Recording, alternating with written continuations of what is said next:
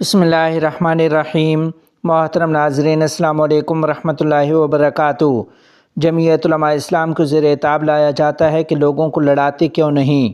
تفصیلات کے مطابق ملتان میں خطاب کرتے ہوئے جمعیت علماء اسلام کے سربراہ حضرت مولانا فضل الرحمان صاحب دامت برکاتہم العالیہ نے کہا ہے کہ ہم 21ویں صدی میں جا رہے ہیں۔ 19ویں سے لے کر 20ویں صدی کے وسط تک جب تک بر صغیر کے مسلمانوں کی قیادت علماء کرام کے ہاتھ میں تھی تو کوئی ایک مثال پیش کر دیں جس میں دیوبندی بریلوی مسئلہ پیدا ہوا ہو، کوئی فساد ہو یا قوم آپس میں لڑی ہو۔ ان کی قیادت میں مکمل امن تھا اور امت جڑی ہوئی تھی۔ مولانا فضل الرحمان صاحب نے کہا کہ علماء کے بعد سیاست جن کے ہاتھ میں آئی، آج تک خون ریزی سے ہماری جان نہیں چھوٹی۔ اس سیاست نے نفرت، فتنہ و فساد، لڑائی کو جنم دیا ہے۔ جمعیت علماء اسلام کو اس لیے زیر اعتاب لایا جاتا ہے کہ لوگوں کو لڑاتے کیوں نہیں ہو۔ ہم نے سنیت، حنفیت اور دیوبندیت کی شناخت ختم نہیں کی۔ ہم عوام میں جاتے ہیں اور بات کرتے ہیں۔ ہمیں قوم کو جوڑنے اور انسانیت کی بات کرنی ہے، مگر لوگوں نے اپنی دکانیں بنائی ہوئی ہیں اور اب دیوبندیت بھی ایک دکان بن گئی ہے۔ کسی بھی فرقے کو گالیاں دو، سٹیج گرما دو، بڑی خدمت کر لیجیے، طریقہ ہمارے اکابر کا نہیں۔ قائد جمعیت مولانا فضل الرحمان صاحب نے کہا کہ ہم نے پارلیمنٹ میں تمام ممبران کو کہا کہ مجھے کسی خاص فرقے کے حوالے سے اشارہ نہ کیا کرو۔ میں پارلیمنٹ میں جو بات کروں گا تمام مکاتب فکر کی نمائندگی ہوگی اور امت مسلمہ کی نمائندگی ہوگی۔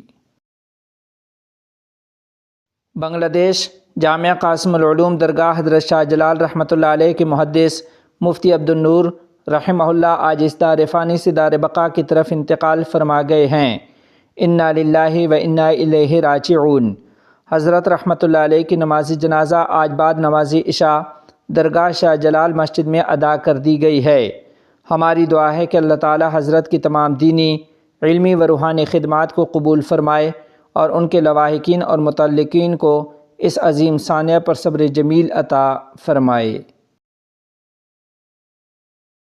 سعودی عرب کا افغانوں کے ساتھ مختلف شعبوں میں مدد کا عہد۔ تفصیلات کے مطابق وزیر خارجہ افغانستان مولوی امیر خان متقی نے کابل میں سعودی عرب کے سفیر فیصل سے ملاقات کی ہے۔ ملاقات کے دوران دو طرفہ تعلقات کو وسعت دینے، سعودی عرب میں مقیم افغانوں کو کونسلر خدمات کی فراہمی اور تعاون بڑھانے پر تبادلہ خیال کیا گیا۔ سعودی عرب کے سفیر نے اس بات پر زور دیا کہ سعودی عرب افغانوں کی مختلف شعبوں میں مدد کرنا چاہتا ہے۔ نیشنل پروکیئرمنٹ کمیشن نے 3 ارب افغانی کے منصوبوں کی منظوری دے دی۔ تفصیلات کے مطابق نائب وزیر اعظم برائے اقتصادی امور ملا عبدالغنی برادر اخند کی سربراہی میں نیشنل پروکیئرمنٹ کمیشن کے باقاعدہ اجلاس میں تقریباً 3 ارب افغانی مالیت کے 17 منصوبوں کی منظوری دی گئی۔ 9 میں ترمیم اور 2 کو مسترد کر دیا گیا۔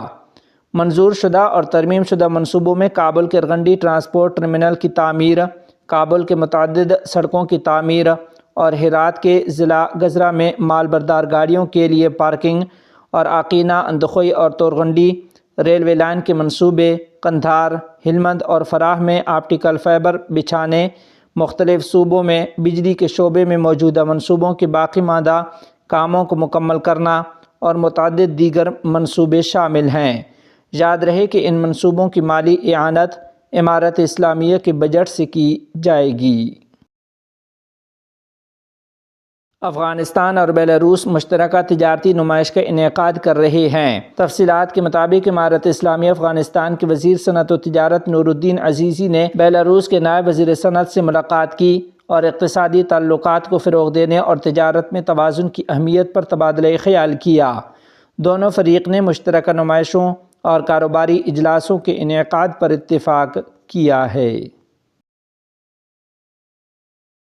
نائب وزیر خارجہ کی ایرانی سفیر سے ملاقات۔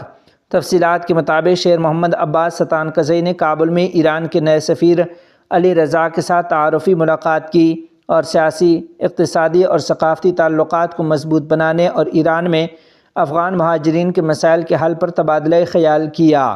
ایرانی سفیر نے 2 طرفہ تعلقات کی مسلسل ترقی پر زور دیا ہے۔ اسرائیل شمالی غزہ سے پیچھے ہٹ رہا ہے۔ تفصیلات کے مطابق حماس کے عسکری ونگ کتائب القسام کے ترجمان ابو عبیدہ حفظہ اللہ نے کہا ہے کہ گزشتہ 72 گھنٹوں کے دوران 10 سے زائد اسرائیلی فوجی ہلاک ہوئے ہیں اور ان کی فوج شمالی غزہ میں شکست کھا کر پیچھے ہٹ رہی ہے۔ دوسری جانب ایک اسرائیلی اخبار نے رپورٹ کیا ہے کہ اسرائیلی فوج نے جنگ بندی اور قیدیوں کے تبادلے کے مذاکرات میں پیش رفت کی روشنی میں غزہ سے اپنی افواج کی انخلاء کے منصوبے کی منظوری دے دی ہے۔